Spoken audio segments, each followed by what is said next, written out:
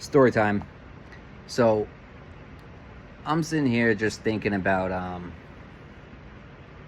there's people are always gonna hate, especially on creativity.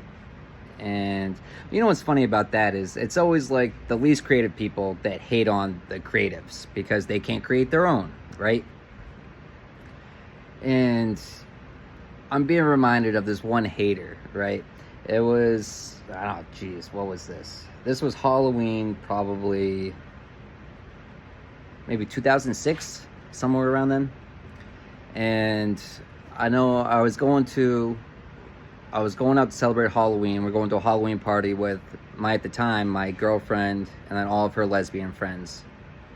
But so this Halloween, I went out and I got a plain shirt, right? I had a plain gray t-shirt and I went out and I bought letters to design my own shirt so I can make my own costume, right? And so I was trying to think of, the scariest thing I could be for Halloween. And what I came up with was a premature ejaculator. And so I made a shirt that said premature ejaculator.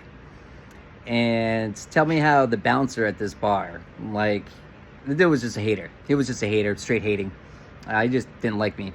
But motherfucker was trying to charge me, I think it was you got into the venue free if you were wearing a costume, and he was trying to tell me that I wasn't wearing a costume.